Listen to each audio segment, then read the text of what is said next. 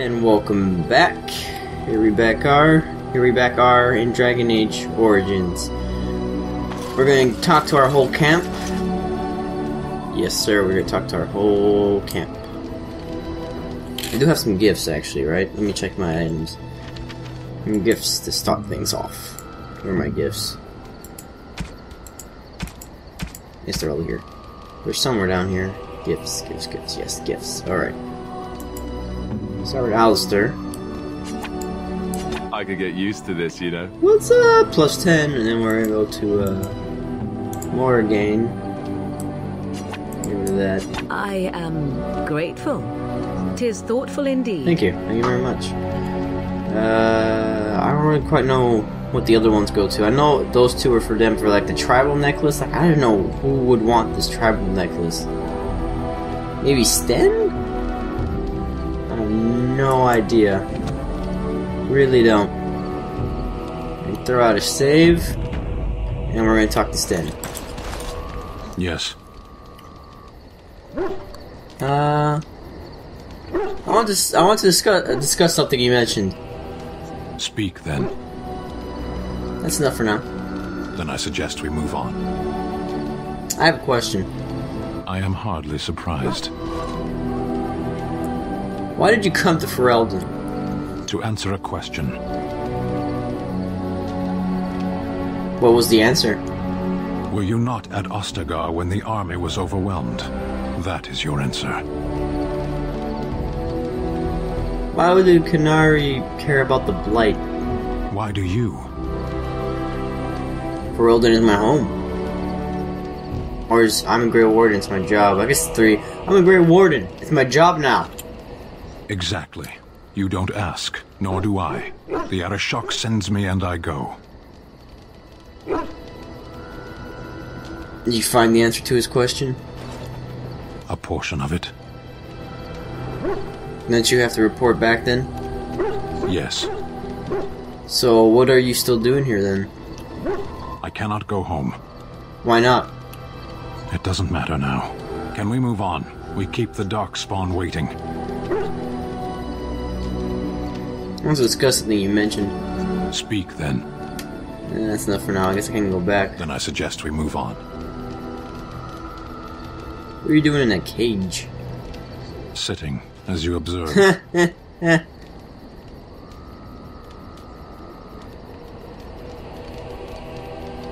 That's not what I meant, man. Come on.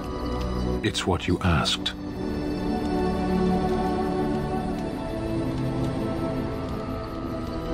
You don't like me much, do you?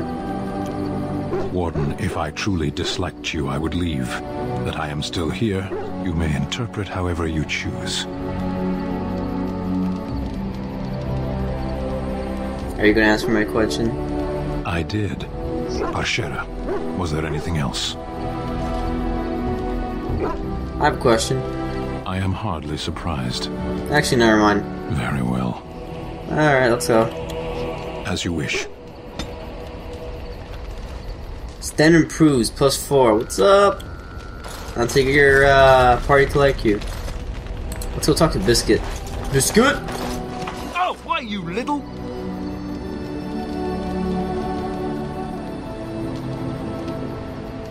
What? Your furry friend here took offense at me getting near his food. He snapped at me, look. You were in armor.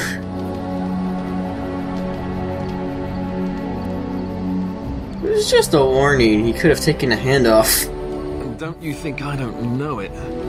Sometimes I forget that he's a war dog. That'll teach me. Biscuit? I once heard a really old legend about how the Hound warriors in the days of the old tribes would feed their Mabari the flesh of the vanquished. Well, that's what I heard anyway. It would sometimes be human flesh. Oh. Oh, like you can tell the difference. For all you know, maybe you've already been fed something. Someone.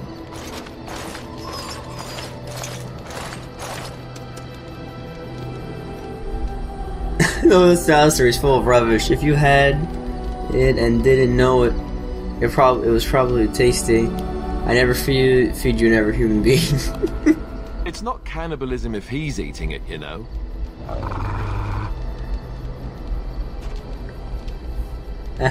Oh, that's gonna be fun, talking to Biscuit. Okay, let's go talk to Alistair. For reals. What do you need? I'd like to ask you something. Ask away. What can a Templar do? Or tell me about the Great War. So how did you become...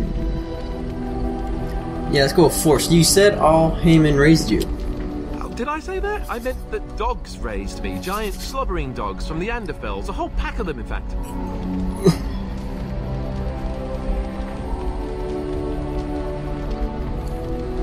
That's not what I remember you telling Flemit. Well, if you're going to go and pay attention to the facts, then fine. Let's see, how do I explain this? I'm a bastard. And before you make any smart comments, I mean the fatherless kind. My mother was a serving girl in Redcliffe Castle who died when I was very young. Our Lehman wasn't my father, but he took me in anyhow and put a roof over my head. He was good to me, and he didn't have to be. I respect the man, and I don't blame him anymore for sending me off to the Chantry once I was old enough.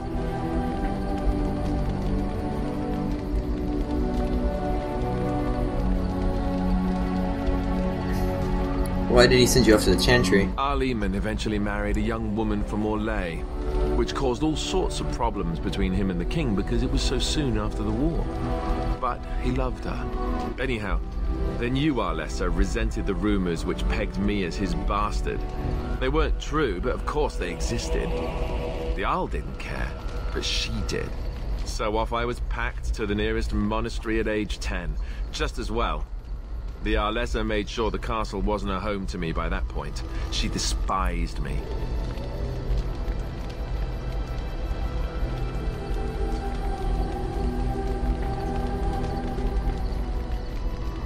What an awful thing to do to a child. Sorry, man. That sucks. Maybe. She felt threatened by my presence, I can see that now. I can't say I blame her. She wondered if the rumors were true herself, I bet. I remember I had an amulet with Andraste's holy symbol on it. The only thing I had of my mother's. I was so furious at being sent away, I tore it off and threw it at the wall and it shattered. Stupid thing to do. The Arl came by the monastery a few times to see how I was, but I was stubborn. I hated it there, and blamed him for everything. And eventually, he just stopped coming.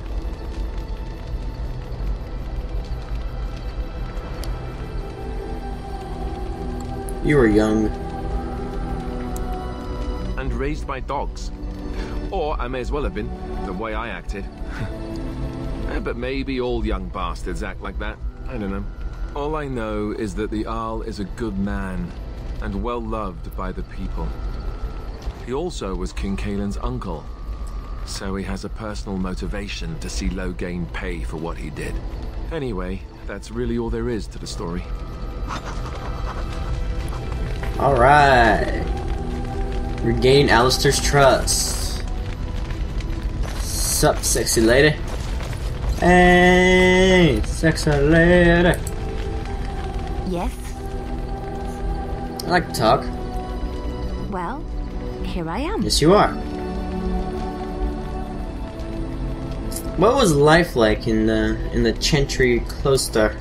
Quiet. Cloister. It was a life suited for contemplation.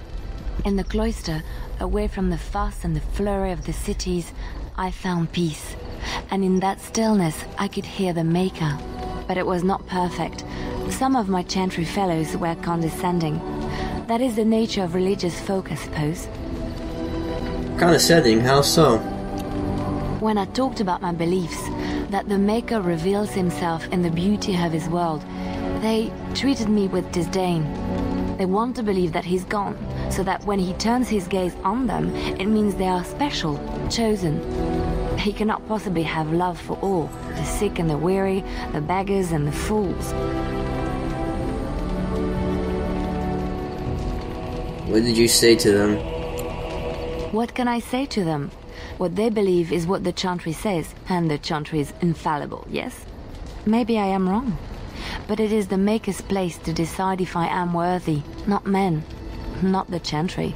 But there is work to be done, and I have talked enough for now. Nothing else? Yes? I like to talk. Well, here I am. What's one like you be doing the Lot Rings Chantry? What is meant by someone like me? A beautiful, a beautiful, charming woman. Like yourself. And there were no beautiful, charming women in the cloisters, you think? You would be wrong. There were many lovely young initiates in the Lothering cloister. All of them chaste and virtuous. It added to their mystique. Because then, they were forbidden. And forbidden fruit is the sweeter, no?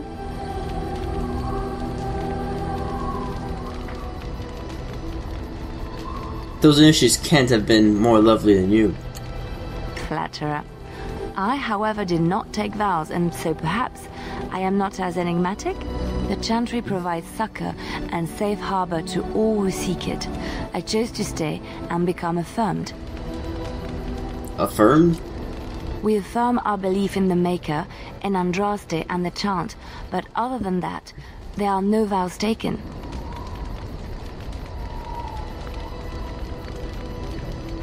So your skills were learned before your time in the Chantry. I was a traveling minstrel in Orlais. Tales and songs were my life. I performed, and they rewarded me with applause and coin. And my skill in battle? Well, you pick up different skills when you travel, yes? Yes, of course. Let's move on.